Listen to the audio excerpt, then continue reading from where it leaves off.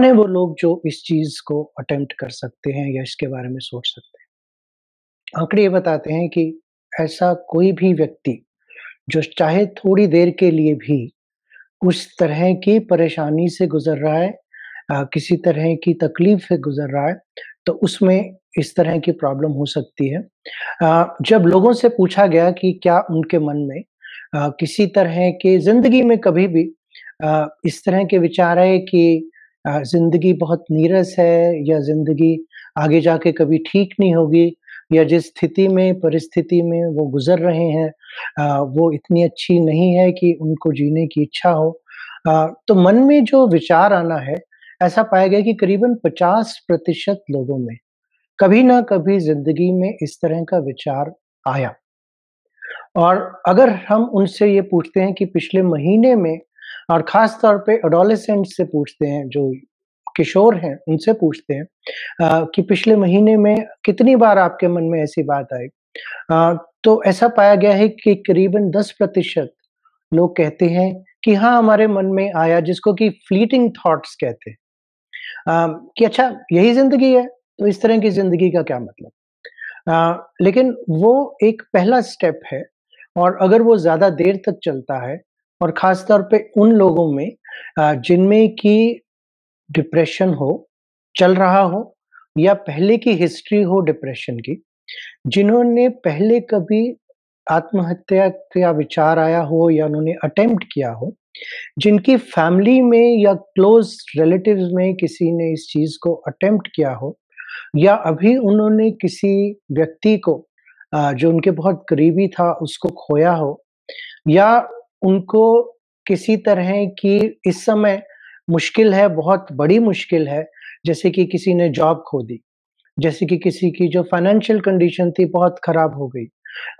किसी के एग्ज़ाम में एकदम फेलियर हो गई, उसने सोचा था कि बहुत अच्छा होगा और आगे के बारे में उसने पूरे जीवन की अपनी एक जैसे प्लानिंग सी होती है वो कर ली थी। लेकिन वो बात नहीं हुई क्योंकि उसके नंबर्स अच्छे नहीं आए या जिस कोर्स में वो जाना चाहता था, वो कोर्स वो पूरी तरह से नहीं अटेंड कर पाया या उसमें उसको किसी तरह से सफलता नहीं मिली। या वो लोग जिन्हों को कि कोई लंबी बीमारी चल रही है या कोई लाइलाज तरह की बीमारी चल रही है या वो लोग जिन्होंने कि अल्कोहल को या ड्रग्स को बहुत ज़्यादा इस्तेमाल किया है, लगातार कर रहे हैं या उनकी क्वांटिटी बढ़ गई है या वो लोग जो कि बिल्कुल अकेले हैं, किसी से बातचीत ही नहीं होती। और ख़ास तौर पे ये बात उनके लिए जो कि एल्डरली हैं जो अकेले रहते हैं जिनके पास किसी तरह से लोगों को संपर्क करने का कोई तरीका नहीं है, तो उन लोगों में ऐसा पाया जाता है कि इस तरह की प्रॉब्लम या थॉट्स जो हैं वो ज़्यादा हो सकते हैं और अगर वो लगातार उनके मन में चलते रहें और जो आशा है, वो उनकी निराशा में बदल जाए और उसकी वजह से अगर वो ये देखने लगें कि शायद क्या फ़ायदा है और अगर ऐसा ही चलना है, तो क्या ज़रूरत है? हमें यहाँ पे एक चीज़ याद रखनी पड़ेगी कि ज़िंदगी की जो परिस्थितियाँ हैं, वो बदलती रहती हैं। अगर हम पीछे मुड़ के ही देखें, तो आज से 1 साल पहले शायद अगर कोई बहुत बुरी परिस्थिति थी या किसी बहुत बड़ी तकलीफ़ से हम गुज़र रहे थे या कोई बीमारी भी थी और उस समय ऐसा लगा कि क्या फ़ायदा? अ, और फिर धीरे-धीरे वो स्थिति बदल जाती है और फिर धीरे-धीरे कोई ना कोई रास्ता निकल आता है। लेकिन जब ज़िंदगी रुक जाए या आप ज़िंदगी को रोक दें और अगर हम कोई ऐसी अटेम्प्ट कर लें जहाँ पे कि जब भी हम कोई अटेम्प्ट करते हैं सुसाइड की तो उसके 3 ही पॉसिबिलिटीज़ हैं। पहली कि आप बच जाएँगे। तो वो व्यक्ति जो बच जाता है, वो भी अपने आप को इस बारे में बहुत सोचता है, महसूस करता है कि उसने ऐसा किया क्यों? और उसके जो आस-पास वाले हैं, वो भी इस चीज़ के बारे में कई बार कह देते हैं, कई बार बात नहीं कर पाते, लेकिन ये मन में ज़रूर चलता है कि ऐसा इसने क्यों कहा? और उसी के साथ में कई और तरह के प्रश्न चलते हैं कि क्या हमसे कोई गलती हो गई? क्या हमने इसका ध्यान नहीं रखा?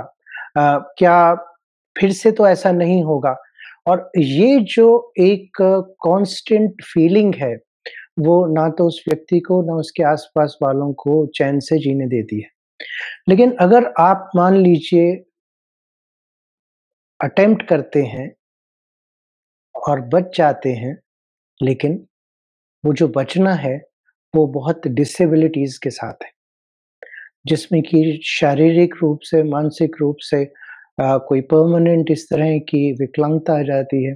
और ऐसा पाया गया है कि वो लोग जो कि सीरियस अटेम्प्ट करते हैं, तो उस अटेम्प्ट में करीबन 10% ही ऐसे लोग हैं जो कि इस अटेम्प्ट को पूरा कर पाते हैं। उस समय में किसी कारण से वो बच जाते हैं। उन्होंने प्लानिंग की और एक्सीडेंटली डेथ नहीं हुई, लेकिन एक्सीडेंटली कुछ और हो गया और उसकी वजह से वो बचे।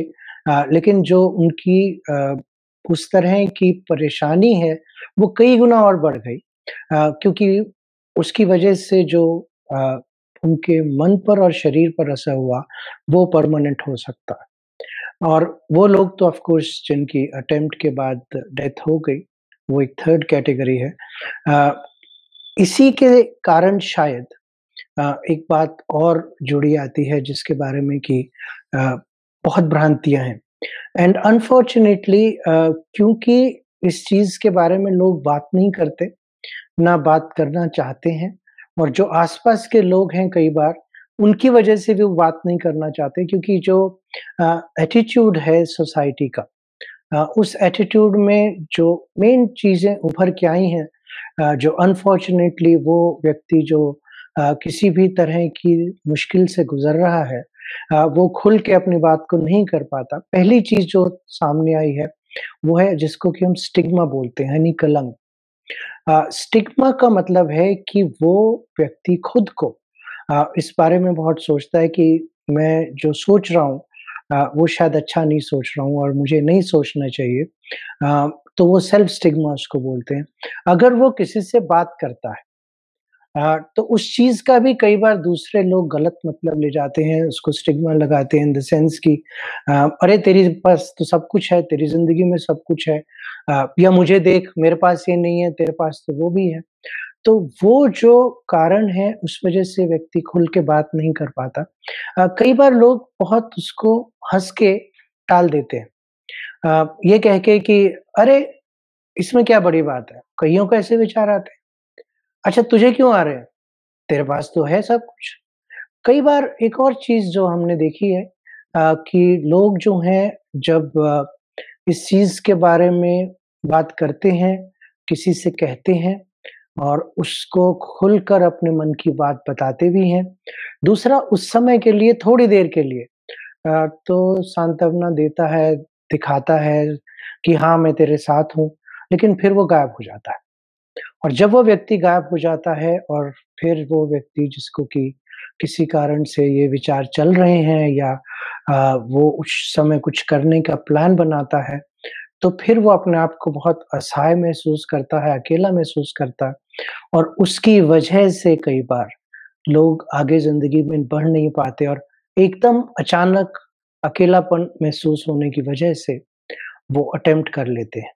तो आस-पास वाले जो हैं, उनका बहुत बड़ा रोल हो जाता है कि अगर हमारे पास कोई व्यक्ति है, जिसने हिम्मत करके हमसे अपने मन की बात को शेयर किया या इस तरह की भावनाएँ व्यक्त की तो हम उसकी उँगली पकड़ें और पकड़े रखें। Do subscribe to our YouTube channel and follow us on social media.